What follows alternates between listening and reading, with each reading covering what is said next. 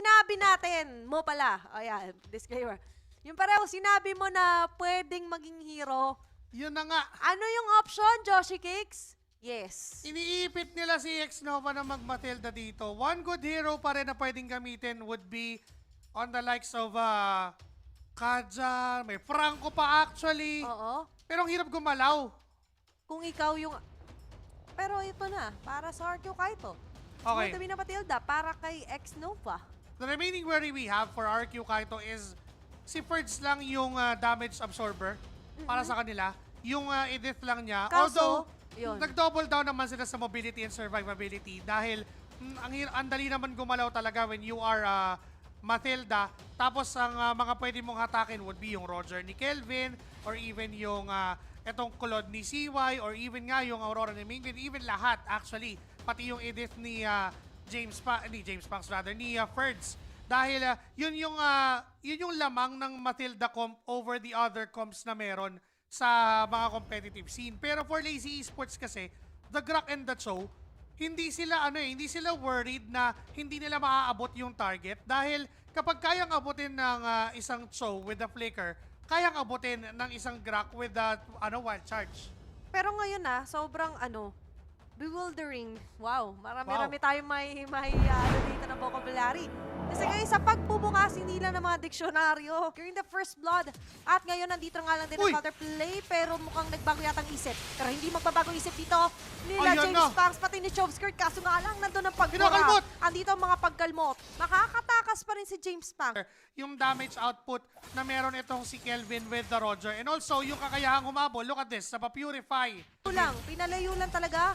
The target there was to try and zone out James Pangs or si Kelvin, pero mukhang si Der ang magbibigyan dito ng RQ Kaito. Hindi na pinalampas ni Ferds yung kanyang flicker at talaga kumuha sila ng counter kill. Pero dito na naman si Shizu ang inahabol, X-Nova. Wala na siyang circling eagle though. Tuloy-tuloy pa rin ang pag-abante dito ng Lazy Esports. Hindi sila top lane. Napilitan agad mag-blazing duet doon si CY. The survivability, check na check, pero mukhang hindi yata siya makakasurvive.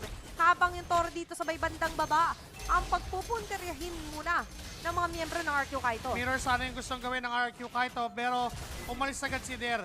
Yung rendezvous point doon sa may bandang middle lane. Tatlo laban sa tatlo, may sipa. Ito yung checkpoint, pero mukhang una matcha-checkan doon ay si Ferds. Tumatakas X-Nova, pero nando pa rin ang mga atake dito ng mga pagbuga ni Chovskirt.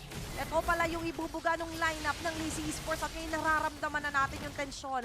At unti-unti na nga ngayon pumapabor din sa kanila yung numbers natin. Tulad ng binanggit mo, ilang kills, ilang pickoffs, yun ang nga lang din ang kinailangan at gagawin nila. Pati yung orange buff ay hindi paliligtasin nila James Pangs. Polis X-Nova, ito na nga si Der makakasalubong nila Kelvin. Kaso nga lang masisipa, kumonekta yung Way the Dragon, nilatag yung Frigid Glacier, kaso nga lang dalawa tatamaan doon. Nandito na nga lang din ang counterplay para sa Lazy Esports. Pero walang follow-up ng order Diba? At ngayon, sa may bandang gitna, ito na naman siya with his slicing moves. Sila yung masa-slice out doon ni James Pangs. Tanggal agad si X-Nova. Ganun na bigla. Pero yung pagbukso na yan, ay nakikita talaga natin na busog na naman sila. Dito na nga lang din ang damage. Frigid Glacier, kukonect na sa isa pero makakapag-purify. Pero Shizu hindi na nga lang din makakaligtas pa. Doon sa pinakalikod naman, ay iniisa na pala ni James Pangs sa mga miyembro ng RQ Kaito. Dalawa para sa dalawa. Pero hindi yata papayag na maging pantay o tabla lang. Si Mingwin medyo nasusunog doon sa may bandang gilid. Makakaligtas pa rin naman siya. Yung Lord or yung Turtle rather ay buhay. Pero si Kelvin ngayon makakasalubong si Chovskirt. May James Pangs na nakaabang. Andun ang kalmot, andun ang pag-awat. Kikita mo naman sila Cap Mingwin hindi umuwi. Pero yung Lazy Esports hindi rin umuwi. At piplanin din ang lahat. Pero andito nga lang din na napagandang wild charge. Si Ferds agad ang matatanggal. A godlike para kay James Pangs. Nag-conceal pa, nagmamadali. Sinong next target? Napapalibutan din dito si Mingwin. Saan nga ba siya pupunta? Kasi sa ngayon, wala na siyang pupuntahan. Dahil yung Pride of Ice ay mapaproke na nga lang din. Hindi makakatara sa mga plato ni Shizu. At ngayon ang RQ Kaito, mapipitasan na nga ng dalawa. Mananakawan pa ba? Tuloy-tuloy pa rin ang Lazy. Ay, hindi na. Ngayon, si Kelvin Flicker! kaso nandun na nga lang din ang flicker. Si Ferds agad na matatanggal. Sapat yung damage, hindi nila mahawakan niya si Shizu. Natutuloy lang dito yung mga plato na nade-deliver. Si Chovskirt na magigisagot. Shizu with a double kill. Matatanggalan ngayon ang damage dealer. Masama medyo masasaktan si Ferds. Ay, nasaktan talaga siya doon. Kaso nandito nga lang ang counterplay para sa RQ Kaito.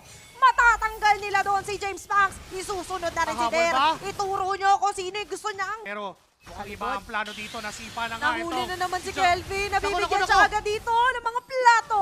Ang mega kill here para kay Shizu. At buong isa-isa na naman sila nahuli dito. Nag-audition One na 6 charge! Nova naman ang CY! susunod na matatanggal. Si Ferds, CY at Mingwin. Kailangan ng umatras. Kailangan mo lang dumepensa habang members of Lazy Esports ay Uunahin nila. Okay, nandito na naman ang pag-jump in there. Andun na si King Eagle pero wala masyadong kokonektahan. Instead, sa kanya kokonekta yata yung mga binabatong damage Kelvin! dito ng Lazy Esports. Nangangaray doon sila Mingwin at pati sila Kelvin na mapapauwi. Pero para sa Lazy Esports, wala silang masyadong panglalalim na gagawin doon. Didisiplina muna at hindi masyadong magmamaasim. Okay. Pero yung gitna, yung Naiwan! sipa! Nasarado yung gate! Inabutan ng curfew doon si Ferds! Pero Kelvin! nandito nga lang din ang all-in ng mga members ng Lazy Esports. Si Chobskirt na may iwan. Bibigyan doon. Makakaligtas Buhay pa rin pa! naman. Buhay pa rin naman dito ang kompletong 5 miyembro na maagap, na masisipag na Lazy Esports. Hindi muna rin sila papalag dahil naramdaman nila ang damage output ng RRQ Kaito. Mag-aabang muli sa Okay. susunod na objective. Pahinga Tumatagal muna. yung laban. Sumusubok ang RRQ Kaito na kahit papaano makakuha ng kayamanan at makapantay doon sa mga items na meron ng Lazy Esports. Gustuhin man nila. Pero sa ngayon, ayaw talaga silang pagbigyan. Ito na naman yung freedom na hindi nila nakukuha. Sobrang compromise ng vision nila. Compromise na rin mismo sarili mang purple buff or orange buff man yan ni Kelvin. At paulit-ulit din na tila ba nahanap siya along every clashes dito ng Lazy Esports. Parang siya yung nagiging pinaka-target Siya talaga siya eh. ni Diba? Der sa kanyang choke. Kung di man si Der, kung hindi man si Kelvin, si Ferds. Para siya lang Shanghai sa handaan. Sa Oo. kanila lang naka-target lock ang mga bisita. Autofocus, hindi papansinin yung pork steak. Hindi papansinin ng spaghetti. Hindi papansinin ng maha blanca. Hindi rin papansinin ng leche flan. Kundi nakapokus lang sa Shanghai. Oo, Shanghai Zaki. Yung iba, nagbubulsa pa niyan eh. Oo. Pero ngayon, gusto rin ibulsa ng Lazy Esports ang pagkapanalo dito. Pero hindi sila hahayaan pa sa ngayon ng RQ Kaito. May pagkakataon, may hope pa rin namang mabaliktad ang mga nangyayari dito sa laban na to. Pero kailangan Uy, nilang uy. mag-ingat muna sa ganitong klase mga pagsilip. Susugod yata ang kaharian. Okay? At susubok silang pumwesto. Pero, lagi kasing at the back of their heads, may threat na baka biglang nga kasing may sumegway. Baka biglang may bumakdor, baka may puro at magpo-focus. Meron ba mahuhuli na member? Pero mukhang yun nga si Ferds. Nandiyan na nga lang din ang mga pagtigas. Ando na mga yellow nilalatag. Pero sa pagkakataon nito, ang Lazy Esports pa rin na makakuha ng Lord. Hindi na rin. Ito na ba ang huling depensa para sa Kingdom? Dahil ngayong kakatok na nga lang din sa kaharian nila ang mga miyembro ng Lazy Esports. Basag na lahat. Andito na, Wild basag charge! na nga lang din. Napakagandang wild charge na naman nilatag dito. Ang mga fractures pa rin Kelvin, mga rin. go! Pero andito na nga lang din ang ultimate defense No more para friends! sa